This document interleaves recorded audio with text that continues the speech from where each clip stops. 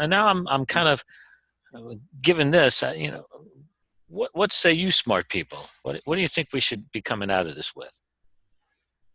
Help me out. Well, you know what I'm going to say is that we need to fundamentally look at the leadership and management models, because they're not designed for this. And in fact, they will fight this kicking and screaming. And I shouldn't say all of them, but by and large, the management positions in particular are a great risk if you start moving to this, because in many places, they don't add a lot of value and they're feeling threatened. Leadership has to take a very different view. You've heard me talk about it. I just sent a tweet that I did, a blog that I wrote this week on this topic. We've got to look at leaders think of being the hierarchical power controllers. They've got to think of themselves more as orchestra conductors, some mixture of a sort of orchestra conductor and air traffic controller.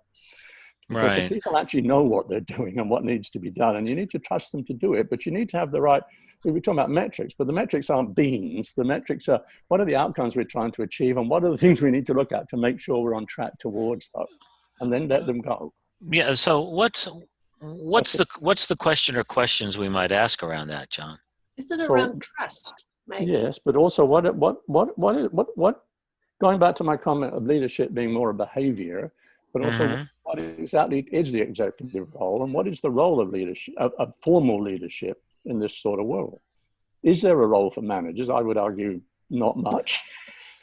And how do you manage that world? You have to look at the whole structure of it. We're stuck with, a retweaked agricultural age that became the industrial age. It's now in this knowledge age, and it doesn't sync. It's not fit for purpose.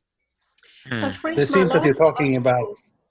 There you go. It seems that you're talking about McGregor theory X or theory Y. And that's a bit of it, yes. If you treat people as if they have to be told what to do, or do you trust them to do what's right? So it's the death cell theory X, is that way? Frank, I wrote on this, my last article, which has just been published, WFH, The Manager's Nightmare.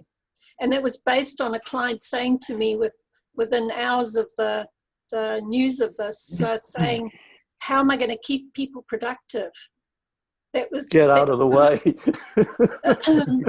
Yeah, it's just scary, because what I love about this is that usually executive teams are very risk averse and they're scared to make the wrong decision. And in this case, they didn't have a choice. And I just love the fact that there hasn't been a risk.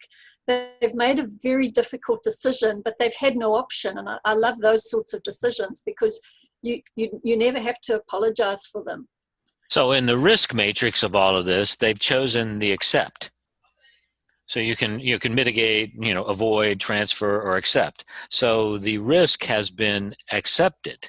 Right. Or forced. They have been forced to accept the risk because of disruptive circumstances. They couldn't avoid it. They couldn't transfer it. All they can do is accept or mitigate. So the snapshot questions then are looking at how have they accepted or mitigated? What are they doing? How has management's activities changed during this time period? What are they doing differently? Is it working? Is it not? And are they wasting the crisis, Yes. Or are they going to waste the crisis? How are they monitoring productivity? That's one of the 5 questions could be that. How is one monitoring productivity? And maybe productivity is a shitty word, but are they monitoring? Are they results? Results. I think these are both valid, but I do want to point out these are 2 sort of different perspectives, right? The first is asking managers, what are you doing differently? How effective is this? And the other is asking the workers, hey, is management relevant in all of this? Because I sort of agree with John. I think that this is going to open the door to a broader undercurrent. I wrote an article almost 2 years ago for CIO about the end of management. Back to some of the conversations that Cherri had earlier. I actually think you can in our day and age, and I think there's some slippery slopes here, but we can monitor what people are doing. We can establish knowledge-driven metrics that we simply couldn't even a few years ago, because virtually everything that a knowledge worker is doing is happening on a device that we can't instrument. Right. So we can look at how they are working, and it doesn't have to be counting, the knowledge equivalent of beans, whatever those might be. It can be their true productivity and how they are contributing to the organization.